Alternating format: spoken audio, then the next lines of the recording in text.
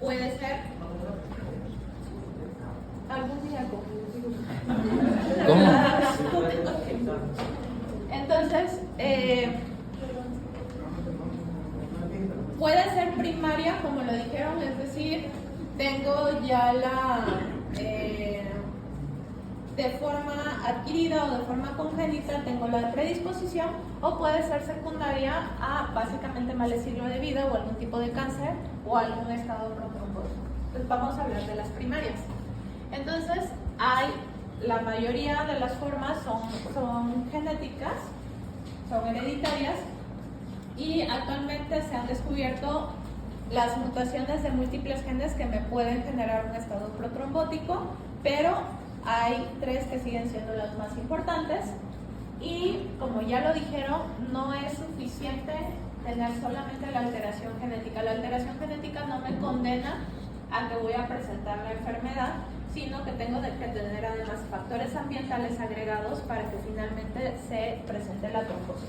Aunque sí es cierto, va a haber enfermedades genéticas o hereditarias que me van a hacer tener todavía más riesgo, un riesgo muchísimo más elevado, y entonces el efecto ambiental tiene que ser muy pequeñito para que se produzca la trombosis. Entonces vamos a hablar, nos quedamos en hemostasia primaria y hemostasia secundaria, ¿se acuerdan? Entonces dijimos que la hemostasia primaria terminaba con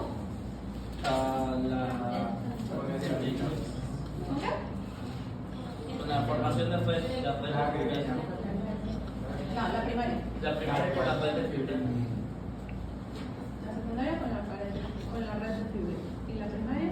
Antes de la fibrina, Con la plaqueta. plaquetas, estamos plaquetarias. Entonces, fibrina, que es el factor 1 activado,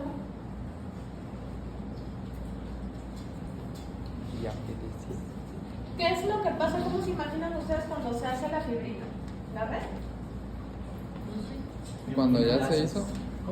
En realidad, ajá, como una recita. como una red, porque así nos las ponen y porque por microscopio electrónico así se ve, ¿no?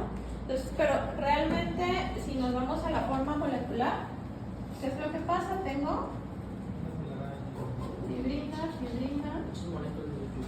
muchas moléculas de fibrina, y tiene que venir alguien a hacer la red. Se dieron cuenta que dentro de los factores, aparte del 6 que no está, faltaba uno. Lo mencionaron en el orden. El factor 13 no está en las cascadas, ni en vía intrínseca ni en vía extrínseca. ¿Por qué?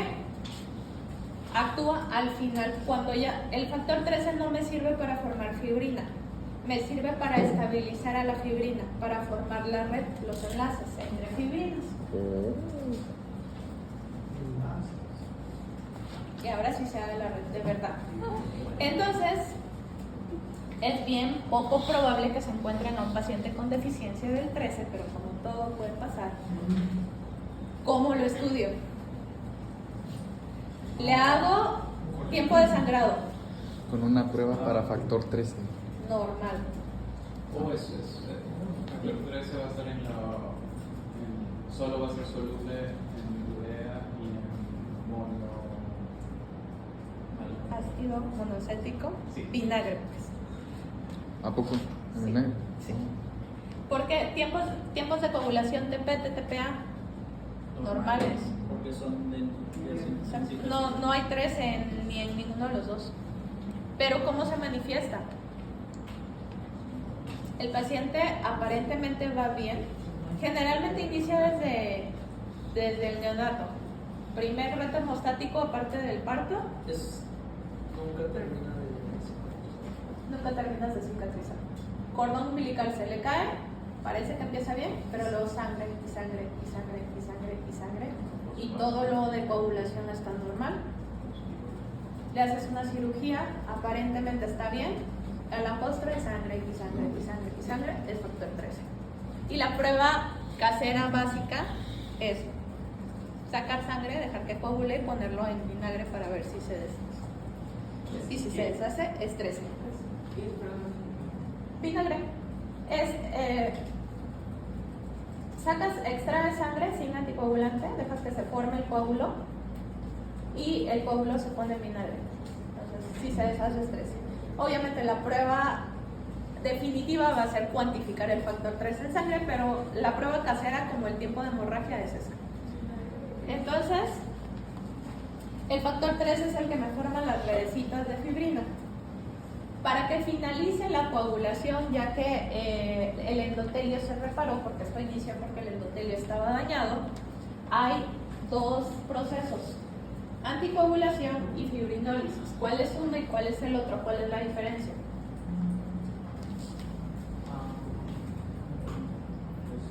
Uno es para el antes y otro después.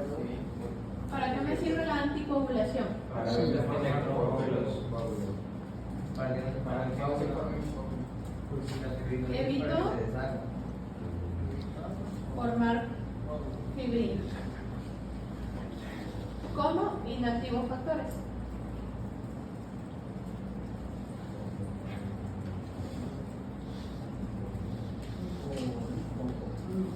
Y la fibrinólisis, ahí sí es rompo la fibrina, los enlaces del 3.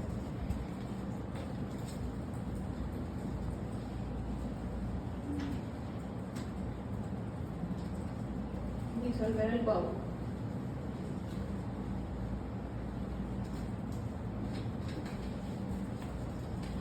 Entonces, ¿cómo sucede esto? Así como tengo factores procoagulantes, factores de la coagulación, tengo factores anticoagulantes.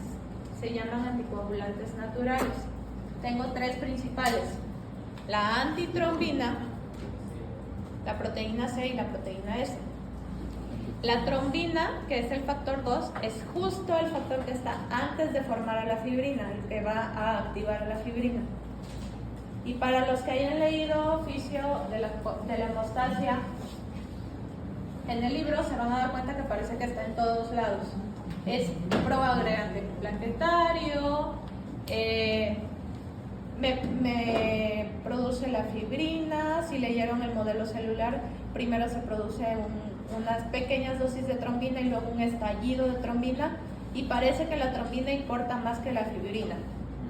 Y es verdad, porque tiene muchísimas funciones la trombina, tanto en la agregación como en la procoagulación y también en la anticoagulación. La fibrina, dentro de sus funciones anticoagulantes, se une a otra molécula que se llama trombomodulina, que está en el endotelio, y esta unión trombina-trombomodulina me activa a la proteína C, que es un anticoagulante. Esta proteína C es como un cofactor, así como hay cascada para hacer coágulos, así hay cascada para deshacerlos. Entonces es trombina a trombomodulina, proteína C se activa y me va a activar a su vez a la proteína S. Y la proteína S, que es finalmente la que me hace la función, me va a inactivar a dos factores, al 5 y al 8. ¿Se acuerdan que era el 8 es el que más trombina me puede producir? De 50 a 100 veces puede aumentarme la producción, el más importante. Y también tengo a la antitrombina, que literalmente me inhibe directamente a la trombina. Esos son mis anticoagulantes naturales. ¿Eso para qué? Para que ya no se produzca fibrina. Pero si ya se formó un trombo, ahí está el trombo. Simplemente es para que no se siga haciendo más grande. Esa es la anticoagulación natural del cuerpo. La fibrinólisis es cómo deshago a la fibrina. Y mi tijera para deshacer a la fibrina, para romper a la fibrina, los enlaces entre fibrina, es la plasmina, que está como todo en forma inactiva y que se activa por dos activadores, que son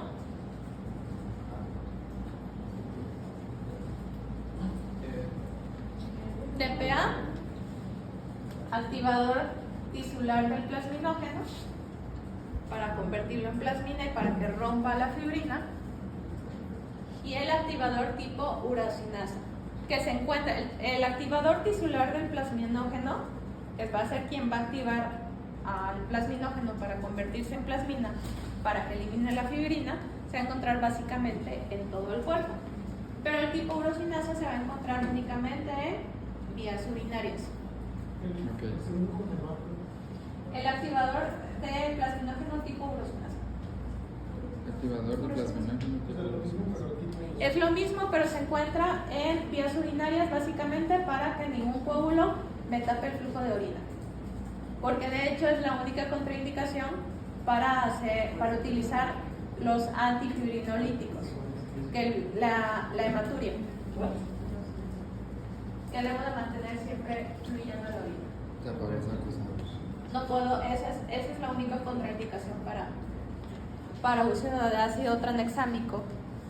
Entonces, saco otro. Ah.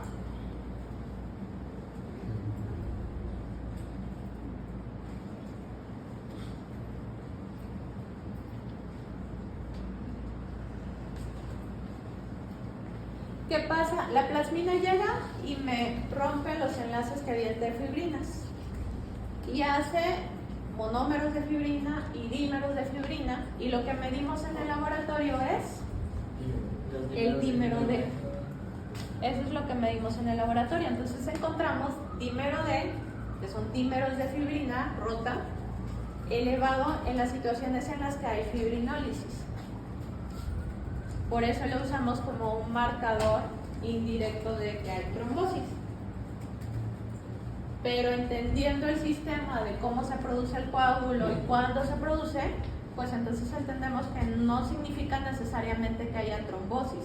Significa que hay fibrinólisis, significa que algo se tuvo que reparar y que podemos tener dímero D elevado cuando, por ejemplo, tuve un trauma o una cirugía porque hubo una lesión, un coágulo, y mi sistema fibrinolítico lo está rompiendo y tengo que elevar dímero D. ¿Ok? Entonces por eso es marcador indirecto y por eso se tiene que acompañar de toda la clínica y de las pruebas de imagen mejor. ¿Ok? TPA, ¿a qué le suena? TPO, ok. No. TPA. Activador tisular de plasminógeno en la clínica, no laboratorio, no la teoría. ¿Eh? Tratamiento de eventos celulares, eventos vasculares cerebrales, de infartos en fase en periodo de ventana, anteplaza, viene de ahí. Es básicamente TPA hecho medicamento. Entonces, ¿qué hago? Activo el plasminógeno para que la plasmina elimine la fibrina, deshago el coágulo. ¿Sí? ¿Y para qué le doy enoxaparina? Para ¿Ah? Para que se ponga la antipromina y llevan a... Entonces, enoxa sirve para que no se haga más grande el coágulo. Anteplaza me sirve para deshacer lo que ya se hizo. Son dos cosas diferentes. Y si es infarto, miocardio, Pues es el ¿por que qué se le da doy? en el... ¿por qué le doy aspirina? No. Para que no se siga. No, sí es... Antiagregante, Si es propietario. sin elevación, se da la tecneplaza. Y si es con elevación, se da la... bueno, ya la heparina, si no lo puedes transferir. Depende de qué periodo lo agarro, ¿no? Entonces, si estoy segura, tengo la elevación y estoy dentro del periodo de ventana, lo puedo hacer. Si ya no pude hacer nada porque ya pasó mucho tiempo, entonces por lo menos evito que se siga haciendo más grande. ¿Sigue haciendo qué? Más grande, O sea, lo anticoagulo. ¿Hasta cuánto tiempo ya no lo puedo deshacer? ¿Hasta cuánto tiempo? Ya no Generalmente lo son puedo deshacer. 3 horas. Ah, pues. Pero, porque se afirma mismo. Y porque el daño por isquemia ya está establecido. Entonces, no tiene que ver con si puedo o no deshacer el coágulo. Tiene que ver con Cuando hay trombosis arteriales, entonces el daño se producirá porque hay una zona que no está siendo irrigada porque el coágulo me tapó la circulación. Entonces, no tiene caso que yo exponga al paciente al riesgo de que sangre por todos lados, porque ese es el efecto secundario. No tiene caso exponerlo a ese riesgo si ya el daño por isquemia está establecido. Si ya esa área se necrosó, ya para que él deshace ese coágulo. O sea, es riesgo-beneficio. Entonces, esto supongo que ya lo vimos hasta el cansancio, que era Virgo. Es estado hipercoagulable. Ah, es que era polaco.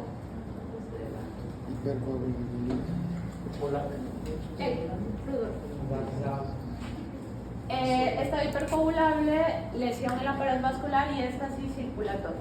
Entonces, las trombofilias entran dentro de los estados hipercoagulables, pero pues no son lo único que me produce un estado hipercoagulable, sino también el cáncer me produce un estado hipercoagulable. Para los que leyeron la segunda reporte de lectura, el embarazo me produce aumento de fibrinógeno y entonces es un estado hipercoagulable. La sepsis es un estado hipercoagulable porque inflamación y activación del sistema de hemostasia van muy de la mano. Y entonces no es lo único, las trombofilias no son lo único. Lesión en la pared vascular, como cuando tengo cirugías o cuando tengo un traumatismo, o por aterosclerosis, por la placa de ateroma, o cuando tengo valvulopatías para las cosas venosas, o cuando tengo irritación química, o cuando tengo un catéter venoso central y es un cuerpo extraño, y esto me produce lesión en la pared vascular. Y por último, la éstasis circulatoria, en donde entran algunas arritmias, como la FA, que además me pueden producir ébolos, la disfunción ventricular, los estados de inmovilidad. Tuve un accidente, tengo que estar encamado por mucho tiempo, tuve una cirugía y entonces tengo que permanecer más tiempo acostado, o perdí movilidad por edad o por lo que quieran y tengo que permanecer por más tiempo acostado, o voy a viajar y es un viaje largo y entonces hay menos flujo circulatorio, o estoy embarazada y el bebé me está aplastando literalmente las venas femorales. ¿Perdón? Los anticonceptivos orales. Sí, también entran ahí. Los anticonceptivos orales me producen un aumento del factor 8. Entonces recuerden que era de los más importantes para producir fibrina. Entonces sí, también entra ahí. ¿Cómo cuántas horas tendría que viajar para decir, sí, vamos a tomar aspirina para que nos tratamos? Es que depende mucho de Aparte de las otras. las otras. O sea, una aislada no me sirve. Pero una persona que tiene alto riesgo protrombótico, pues mejor le doy anticoagulación. O sea, literalmente viajo con enox para evitar.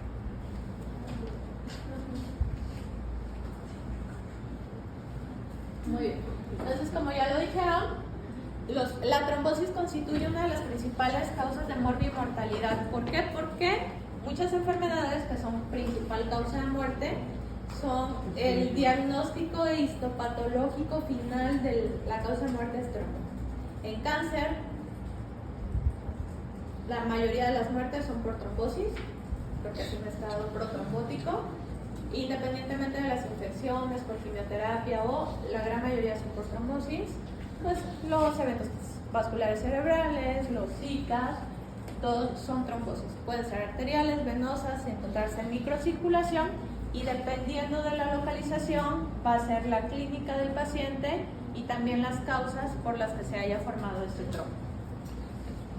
Entonces, su libro mencionaba básicamente dos tipos de trombos, los trombos arteriales y los trombos venosos. Y decían sus compañeros, los trombos arteriales son por ateromas. Y los trombos venosos, falta de flujo, ¿no? Como factor principal. Entonces, ¿qué pasa cuando hay un ateroma? Empieza a subir La lesión. Ya de por sí hay obstrucción de flujo y generalmente el nivel de lesión es amplio. Entonces, el área lesionada es muchísimo más grande que lo que yo esperaría encontrar en una trombosis venosa, que es lo que pasa con mi adhesión plaquetaria. ¿Y con la isquemia? O sea, Tengo un montón de espacio, porque es muy grande la adhesión, para hacer adhesión, ¿no? Y para agregarlo. Entonces, hay fibrina, claro que sí, porque se tiene que estabilizar, pero el principal componente de una trombosis arterial son las plaquetas. Y en la trombosis venosa, que no es tan grande la lesión, generalmente, el principal componente es fibrina, con todo lo que llegue y se queda atrapado por la fibrina. Entonces, los trombos arteriales se conocen también como trombos blancos, trombos de plaquetas, y los trombos venosos como trombos rojos. No porque la fibrina sea roja, sino porque se quedan atrapados también ahí los glóbulos rojos. Entonces, ahora sí, otra vez, cómo trato uno y cómo trato el otro. ¿Ahí cuál? antiagregante. ¿Para cuál? Queremos darle fibrina para que todo ¿De qué se forma este? de plaquetas. Cuando se le va. Antiagregantes. Para Antiagregante, que no agregue más plaquetas. para que no lleguen más plaquetas. Y en el otro va a haber lisis, ¿no? En el venoso va a haber lisis de las células rojas. Exacto. Entonces, si tengo ictericia, pienso en uno venoso. Generalmente no es tanta la magnitud para que te genere ictericia visible. Ah. Entonces, y aquí sí, como es fibrina, anticoagulante. En uno es fibrina.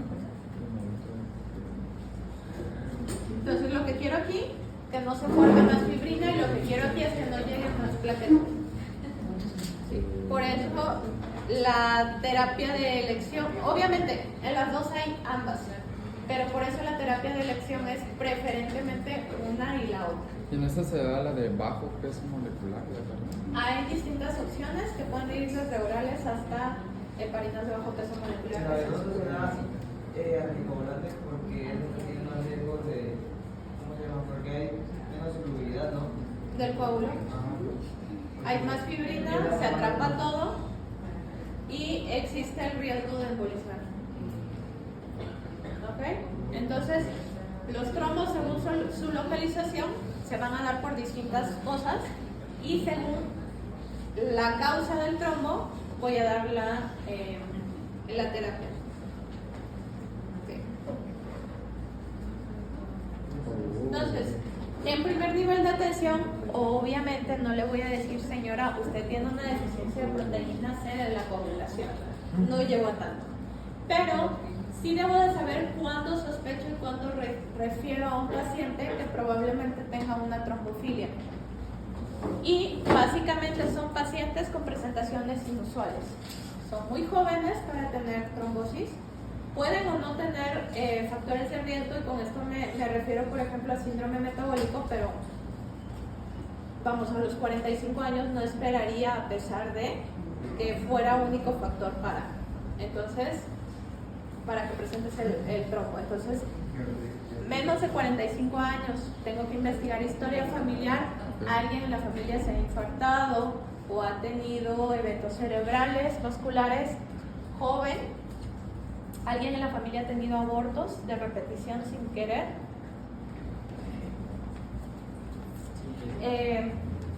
¿Abortos espontáneos? Abortos espontáneos. ¿Por qué los abortos?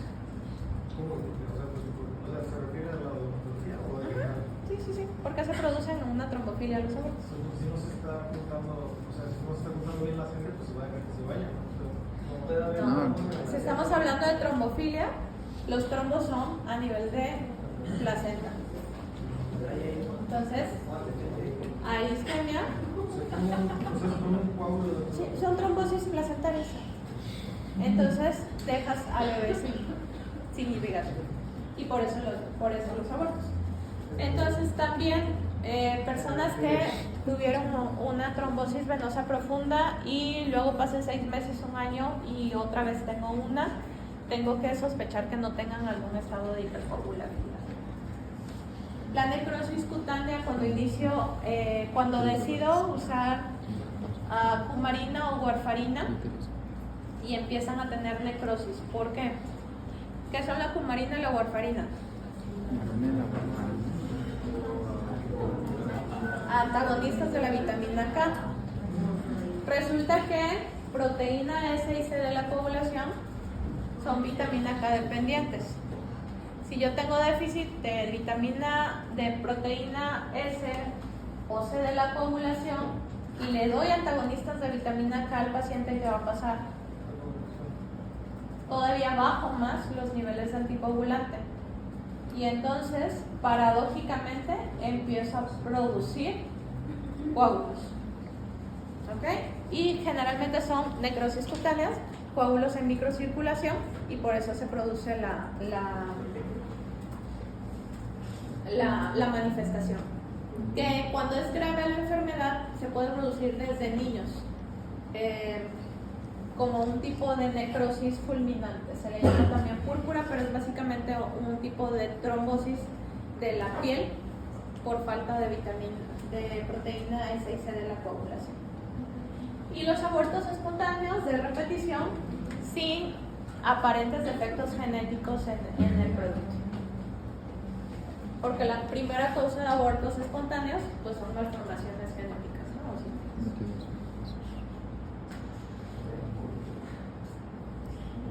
Entonces, aunque todas las trombofilias me van a dar una mayor frecuencia o predisposición a la trombosis, las causas hereditarias que presentan mayor riesgo relativo para que yo presente trombosis y para que además repita y sea recurrente esa trombosis son las deficiencias de los anticoagulantes naturales, de la triptofana, de la proteína S y de la proteína C de la coagulación, son los peores.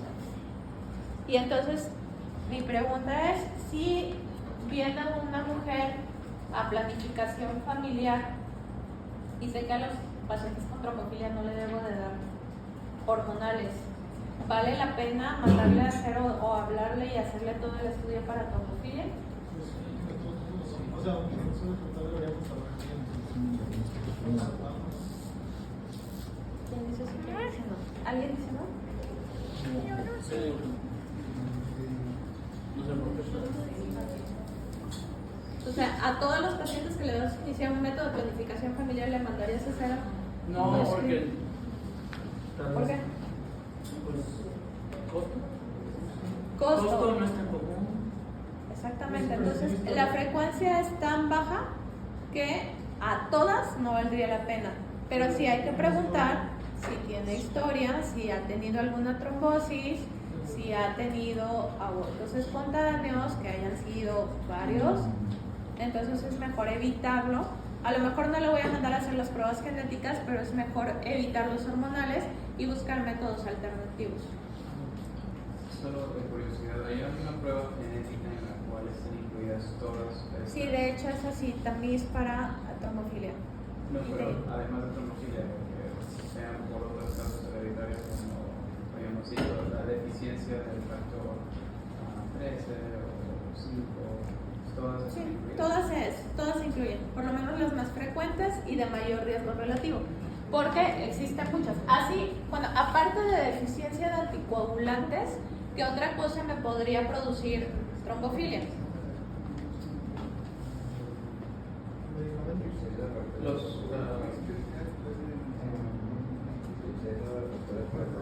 Exceso de factores procoagulantes. O sea, produzco de forma genética mucho 8, todo lo contrario a hemofilia. Entonces, tengo muchísimo más riesgo de trombofilia, pero por frecuencia es muy infrecuente. De hecho, más bien lo que podría suceder es el exceso de 8 iatrogénico. O sea, que un paciente con hemofilia le dé demasiado y le suba mucho el 8. Sí puede pasar. Entonces, Las que vale la pena investigar son déficit de proteína S, de proteína C y de antitrombina. Las demás confieren un riesgo de trombosis mucho menor. Entonces, generalmente no se investigan. ¿Qué es el factor 5 de Leiden? Ay, Dios. Que causa una Pero infertilidad. mutado. Ay. ¿Te acuerdas que la proteína S iba a inhibir a los factores 5 y 8? Entonces, es un factor que no tiene sitio de anclaje para anticoagulante. Entonces, aunque haya proteína S y aunque haya proteína C, no se va a anticoagular, nunca lo vas a parar porque el sitio de anclaje al anticoagulante está mutado. Mismo problema con la mutación G20-210 de la protrombina. Es la misma. Está mutado el sitio de anclaje a su anticoagulante directo y entonces no funciona la antitrombina, aunque haya, no funciona.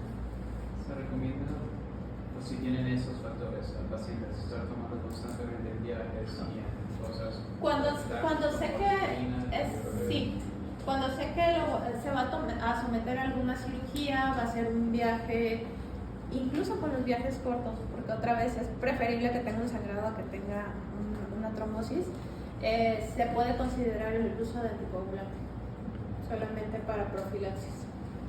Generalmente, ¿cómo lo trato? En el primer episodio doy un tratamiento convencional, 3 meses, dicen la mayoría de las guías, otras prefieren 6. Yo digo que entre más mejor, pero anticoagulantes, heparinas, antiagregantes o lo que corresponda a su tipo de trombosis. Cuando tienen una segunda trombosis o si la trombosis fuera en un sitio muy raro, entonces consideraría dejar de por vida, que de hecho para eso me sirve. Si ya tuvo la trombosis y por eso lo estudié, me sirve para decidir si le dejo de por vida el anticoagulante para evitar el riesgo de retrombosarse.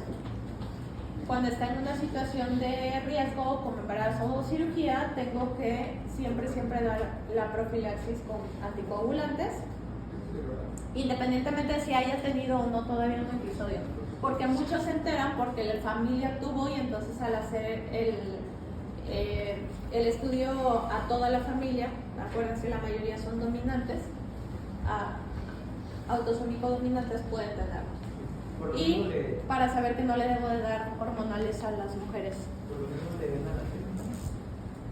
Sí, en realidad hay como varios tipos de medidas antitrombóticas, como que el nivel más bajito es el vendaje de extremidades y es preferible del vendaje al uso de medias compresivas, es preferible el uso de medias compresivas porque ya está graduada la presión y los sitios en donde tienen que hacer presión. Entonces, siempre que los vayan a operar, de preferencia mejor cómprense sus medias porque el vendaje es como muy al azar y dependiente de quién te lo vaya a hacer. Imagínate, no te va a lastimar, pobrecito.